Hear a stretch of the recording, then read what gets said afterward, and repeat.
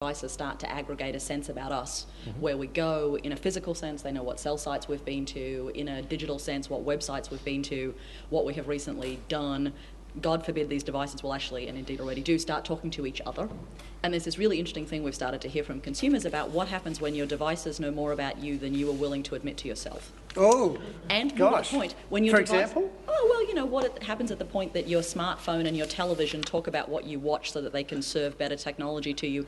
And although this would not happen to Mark, but what happened at the point that those devices actually will tell your social networking site what you're watching without you being able to change the answer. Fox News again. Exactly, because, you know, one of the things about human beings is we're all desperately concerned about how other people perceive us, and one of the things about most of the devices in our hands is they tell the truth unbidden. Wow. That's true. I'm just imagining my fridge talking to my microwave saying, we know he's fat, but he's in denial. You know, and there could be things like that. The fridge door opens. Oh, ice cream again. Yeah, here he goes. Watch this toaster. Yeah. He's going to go straight for the big tub of ice cream. This is a Tech Lines panel, the discussion about the future of email and the alternatives to it. With me are futurist Mark Pesce, Alistair Rennie from IBM, Adele, that's Alistair there, Adele from Research in Motion, Adele Beachley, and Genevieve Bell from Intel. Shortly, we will hear a sort of before we end, I want to hear a statement from each of you about one big idea or one big thought you've got about the future of workplace communication. But before that, it's time for questions from the audience and via Twitter, computer, all that sorts of things. The audience at Lifehacker and ZDNet have had a chance to offer up some specific questions to the panel before the show. There's people in the audience who have got questions, and we might get other questions coming in. So who's first? Is it Brian? Yes. Thank you. Yes, we've gathered some questions that people were sending in earlier, and we had one from reader Daniel Young, who was also talking about the standardized platform. Is it going to be more email, or is it going to be more social networking? And I think we covered a lot about that. And Alistair, you also talked about the next platform. So is it email evolving into social networking, or?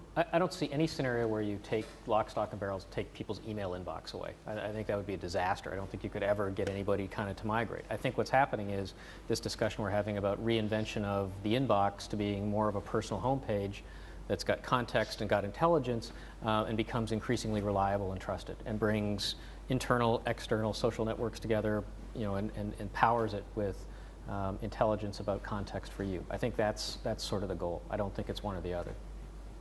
Anyone else got a thought on that? Well, you're talking to a window to your life. I mean, it's a portal to all of your communication needs. Yeah. Anyone else who's? Yeah, we've got been following the Twitter stream, and there's one interesting question which kind of plays off the two sides of the issues with email, whether you clear your inbox or whether you use it. And this question was, email is my indispensable knowledge management system. Is that wrong? Is that No, wrong? because it's your social knowledge management system. I mean, everything that came in an email came in from people. So this is, I mean, it's the most important thing you've got. It's your connections to people. It's not something you found on a web page. So, I mean, depending on what you're managing, the problem is, of course, when that knowledge gets really big, managing it becomes really hard. Yep. Yeah. Anyone else? Well, I think that the challenge from a business perspective is all of those knowledge networks become very personal, but they're not meshed up. So it becomes very difficult to kind of create a broader understanding of expertise or capability across a larger network and leverage it. So I think the trick is, how do you take this? I think your idea of this, your description was exactly right. Businesses we're working with are trying to figure out, how do we take that notion of, you know, your real personal network and turn it into a corporate network, you know, that can actually help them get things done faster. And that's an evolution I think we've got to see. Yeah. Yes. Okay. I wonder whether people actually want email to be kept separate from social media, because it's all integrated now. If you know, I get emails telling me I've got tweets, and then I have to go and read the tweets, and people have left Facebook comments. It takes me 10 times longer to get through my email because I've got all these social media plugins. And so I turn them off. I mean, I got the plugin so I could actually see, someone sends me an email, I get a photograph from Facebook, and I see all their Facebook messages from people I don't necessarily know. And I think email's email. We should keep it over there. We use it for dealing with conversations, that sort of conversation. And we use all our other social media for social media stuff. It's a different world. And I think the more we integrate them, the more we confuse people and the more time we waste. No one's invented a toaster fridge. They're two separate things. Let's keep it separate. Yeah. Mark? It's only going to work as long as everyone else is going to be playing by those rules. And I don't think the kids are going to. No. I mean, us old folks, you could probably talk us into, oh my God, let's turn the clock back. But I don't think you're going to find a 20-year-old even thinking in those terms. So are you saying it's going to happen anyway? So you might have a good point, but too bad. It's already there. The thing to do is to look at what people are doing now. That is the best guide to what they're going to be doing in the future. Yeah. All right. So yes, if they're doing it now, and these systems are all happening. I mean, I have the same problem where you've got follower tweets they were flooding my inbox. I put them somewhere so I don't have to look at them, even though I really should review them at some point. And there's 1,000 of them crying to me, but I just don't. Think have of your the time. followers. I know. I am, but I don't really have the. Don't you care about your followers? Apparently, not that much.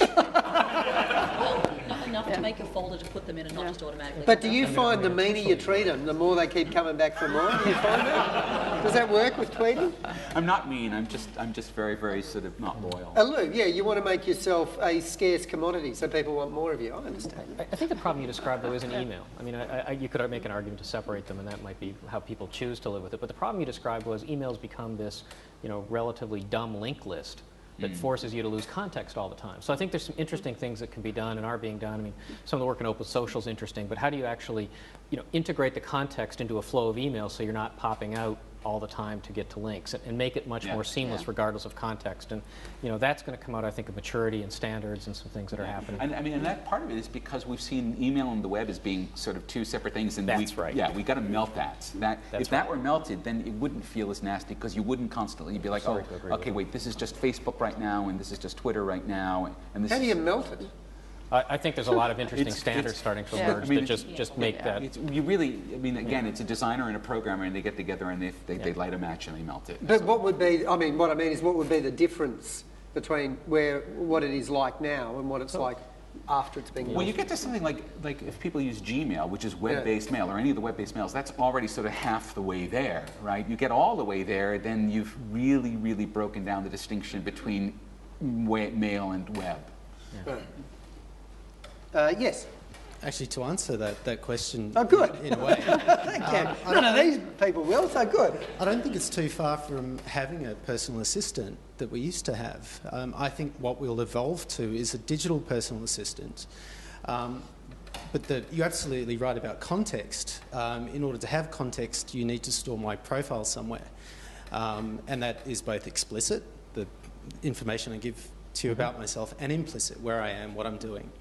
I'm not particularly comfortable with Facebook holding that information about me because they'll use it for their own purposes without my explicit understanding of how it's being used. So how do you create a system which allows me to maintain my personal profile and have that judiciously share my profile information with third parties that I establish trust relationships with, whether it's the government or a brand, whatever it is.